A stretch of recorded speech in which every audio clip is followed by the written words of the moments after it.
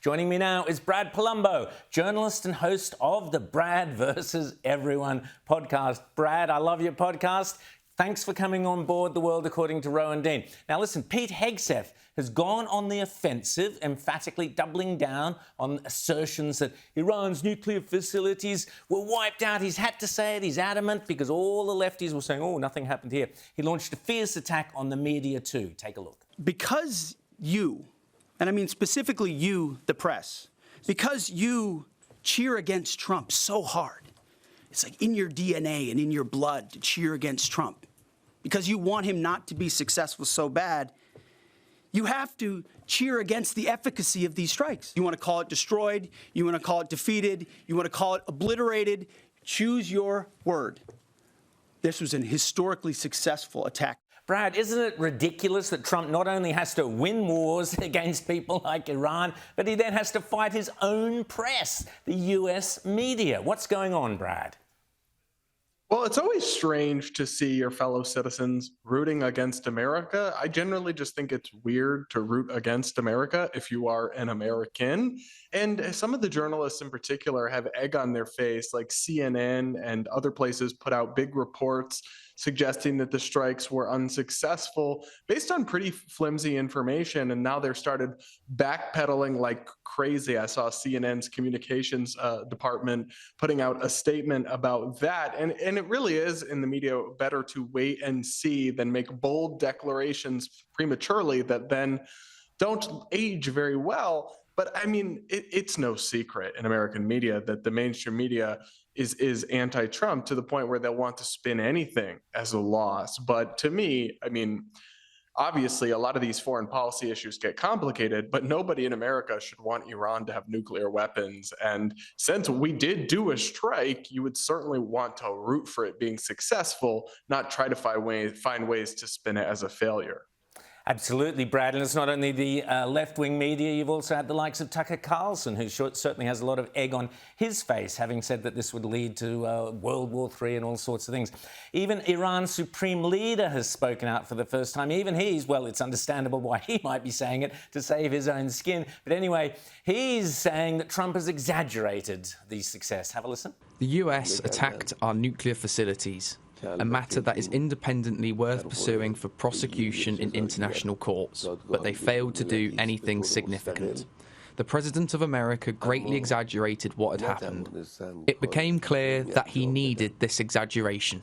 Brad, if the bombing wasn't such a success, why on earth are the Iranians now doing ceasefire deals with Trump? Yeah, I don't believe anything that man says, and he has every incentive to try to downplay whatever effect the strikes did have. I put more trust in international agencies that are coming out with information about the extent of the damage done to Iran's nuclear facilities.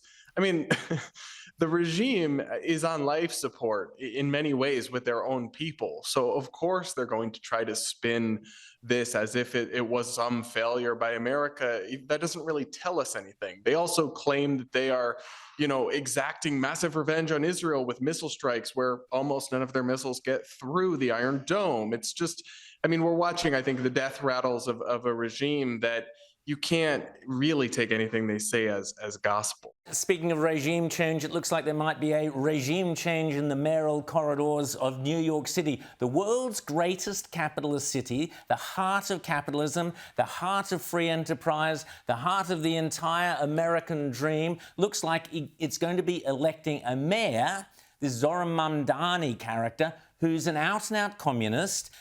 He's full-on, makes Bernie Sanders look like a hero of capitalism. What is going on in New York City, Brad?